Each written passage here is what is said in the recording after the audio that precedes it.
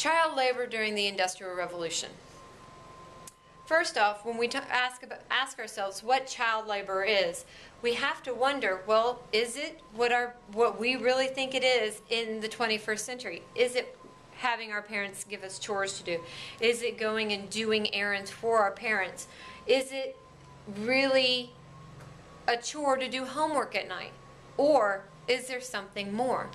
Well, child labor during the 1900s or 1700s, as we have been talking about, the Industrial Revolution, during this time period, was the employment of children in work that deprives them of a childhood that is mentally and physically harmful or dangerous to them, and that does not allow them to attend school regularly.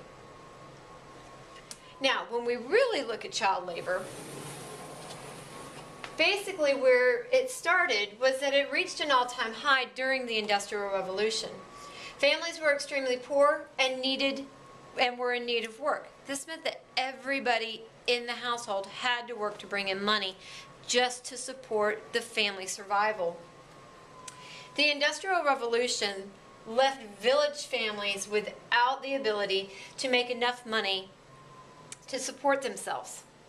Well, why? Well, because some of the reasons, such as the Enclosure Act, which we have talked about, where small landowners could buy common land from the government.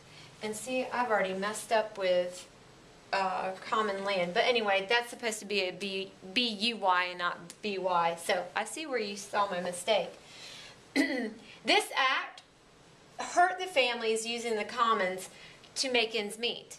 Because if they couldn't use the common land to chop firewood or to get wood for fire or wood for furniture making, maybe even some herbs for health reasons or even cooking, they couldn't make materials from bones that they sent people off to go hunting for if the common lands were turned into farmlands. Or if it was owned by somebody else, they couldn't go on that property anymore unless they were given permission. But if it was turned into farmland, it was land not worth anything to them anymore, and it was somebody else's property. So with this happening, what occurred is people were really suffering and losing their jobs and not being able to make ends meet. And in the Industrial Revolution, farming became so laborious and so strenuous that families were moving out of the rural villages and moving into the urban cities just so they could work in the factories and make more money.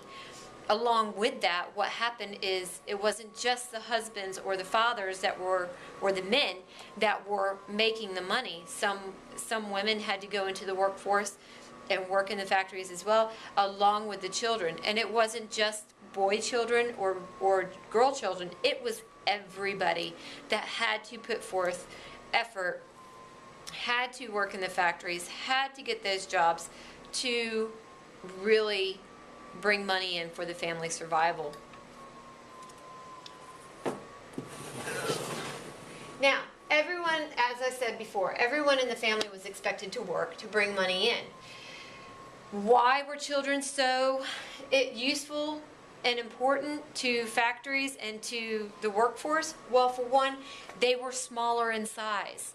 When you have a 7-year-old to 12-year-old boy or girl working in the coal mines or working in the factories, their hands are small enough, their bodies are small enough to reach into areas that a grown man or a grown woman's hands and bodies could not fit. So they were sent in to do the dangerous jobs of actually having to fix parts of the machinery that was being used. And some of this machinery was huge, and they would have to squeeze in and squeeze their little hands or their feet or something that they would have to fix. And they were the ones sent in. If it was coal mining, the tunnels were too small for grown men to get through, but children could get through. And so they would send children through the tunnels to mine the coal. Not only that they were small in size, but they were easier to control and manage. You all know very well that as adults, we have certain things that we expect of you. You are expected to do your homework. You are expected to do your chores. You are expected to listen to your adults and listen to the authority that is around you. Well, that was the same during the Industrial Revolution. But if your job depended on it, you did not want to lose your job, you were easily controlled by your boss. That would be like if you were being paid in the classroom, and if I had to send you to chill out, or you had to go to ISS for something, and you did not get paid that day, it meant whether or not your family was going to eat. And it meant whether or not you were actually going to have a position in your job when you came back the next day, or if you came back at all. So, excuse me. So they were easily controlled and managed because, one, they were being taught not to fight back against their elders and not to fight back against authority. But at the same time, it was so scarce in the fact that they could easily lose their job, and their job meant everything to their family just to bring in the money.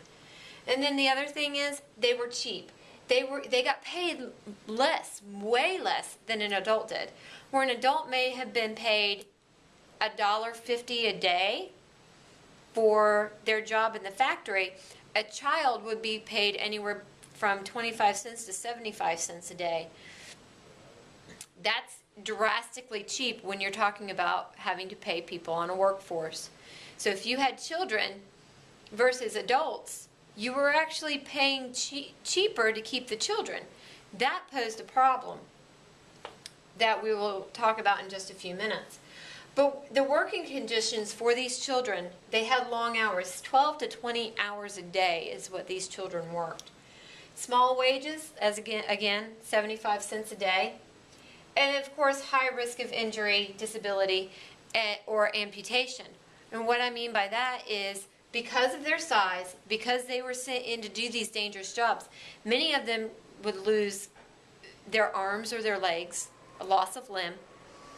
They could easily be injured so bad that, although they did not lose a limb, they're handicapped to the point where they may have trouble walking.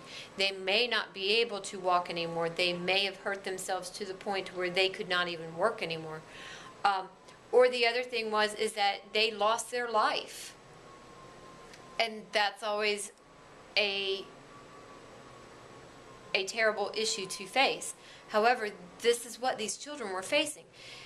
During this time period, the child immortality rate, or the child mortality rate, excuse me, meaning the child death rate, skyrocketed because of the Industrial Revolution and because they were being put into so many dangerous positions. Where did these children work? They worked in mines, factories. They also sold items, food, flour, newspapers, and they worked on the farms. Example, if you've seen, let's see, either Oliver Twist, or you've read Oliver Twist, David Copperfield, or even seen the show, the Disney movie Newsies, and you see the kids that are selling the newspapers on the street, this was what they were doing. They were working for money for their families to take home.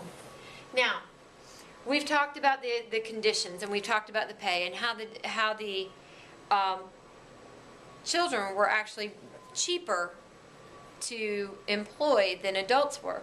Well, because of this, adults were actually getting quite upset and very fearful that their jobs, which they felt they needed more, of course, because they are the sole provider for their family, they felt as though their job was in more need than giving it to a child.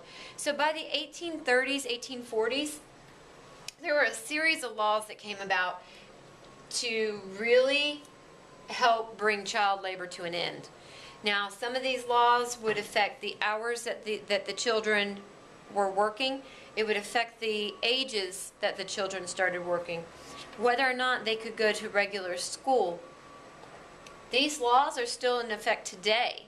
And these laws here and child labor here are, in many ways, reasons why you have to go to school. Because under these educational laws and these child labor laws, you, as a child of 12 to 14 years of age, are required to go to school.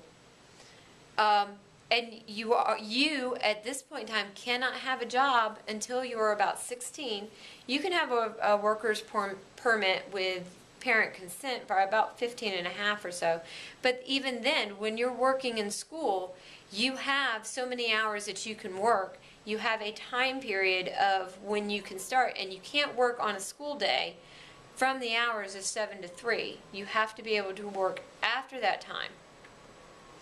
And the reason is because these child labor laws that came about. So now you can easily see how our daily lives are affected by history.